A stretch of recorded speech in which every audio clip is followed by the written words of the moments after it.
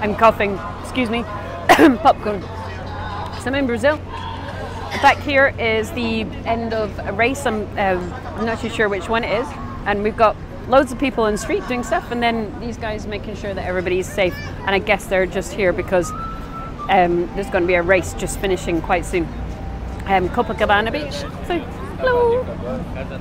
No, he's not smiling for the camera. Here's a really simple one for you guys. How do you work out the markup that you need for a buy to sell property? Something that I was talking about with one of my friends today. So let's just say, and let's just keep it really easy. Let's just say that the you know what that you think the property is worth, and let's just say that you think you're going to sell it for like £120,000, just to make my life super easy, because this is nighttime in Brazil. Look, look, look, look, look. It's all the security, and then look this side there. I know. Oh, I think he's telling me I can't video security, but I'm not sure because I don't speak Portuguese. I tell you guys, you should come to Rio. It's an amazing city. So let's just say you think that you can sell it for 120,000. So now what is your purchase price? And let's say that and I want you to have a 20% markup.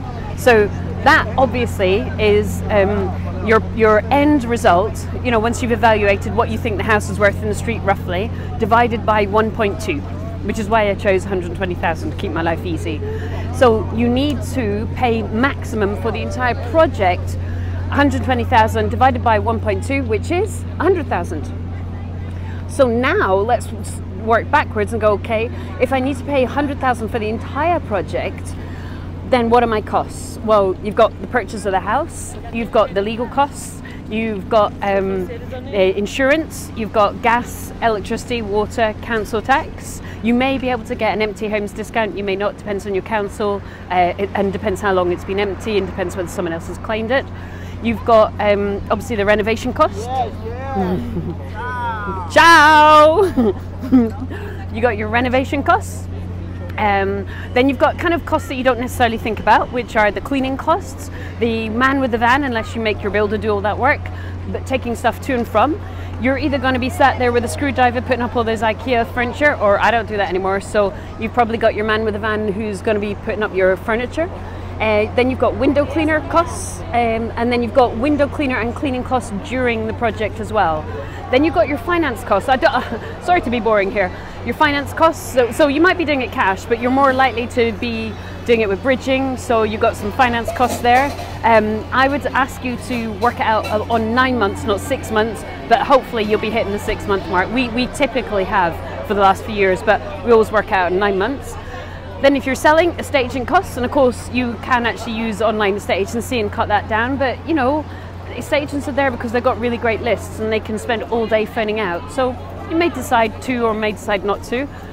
You've got your solicitor costs for selling. Oh, and I forgot, you've got your survey fees if you are using funding in the first place when you're buying. I've probably forgotten something, but basically those are all the kind of rough costs that you've got. So you need to make sure that you are buying that house and doing the maths on all those costs, and that they're 1.2.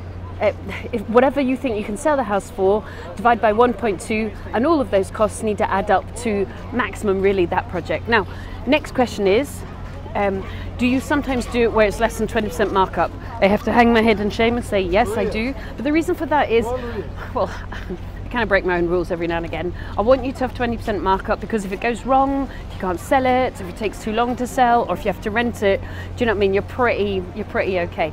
But if sometimes I do a kind of 16% markup, 17% markup, and that's usually because I think the property's in such a great location.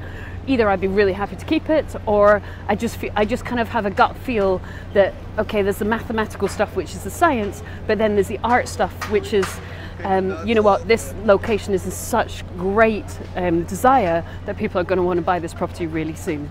So I hope that's helpful, and I'm going to go and enjoy my popcorn and enjoy Copacabana Beach at night time. See you soon. Bye.